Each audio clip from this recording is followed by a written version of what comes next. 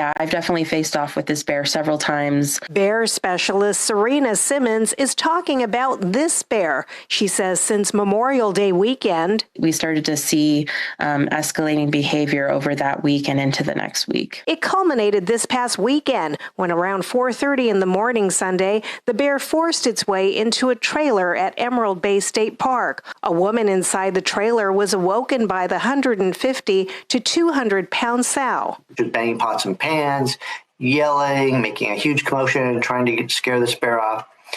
The bear forced its way into her trailer, and once it got inside, swiped at her. Thankfully, it then left the woman, who went to the hospital for her injuries. She's doing okay. At that point, the California Department of Fish and Wildlife declared that bear a public safety danger. But the bear, who was with her 2 5-month-old cubs, didn't stop there. She then ventured into another campground and set her sights on a camper van with a group of sleeping teens inside. The bear completely destroyed the vehicle door, trying to get into that vehicle. Instead of going inside, it moved to yet another campsite and tried to harass people out of the way in order to access their food.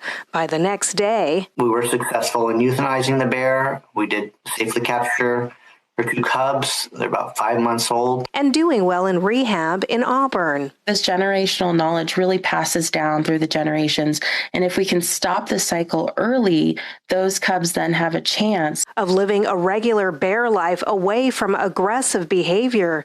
Peter Tira with Fish and Wildlife says this bear had a history of breaking into homes with people inside. This is a bear. We've had this bear's DNA since 2023.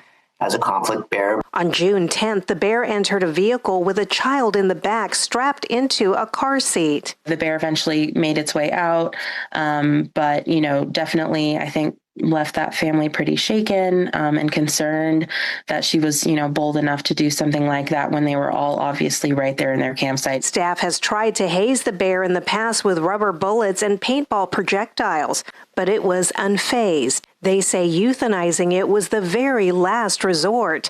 Our mission is to protect fish and wildlife species. Covering local news that matters, Rowena Shaddix, Fox 40 News. As wildfire preparation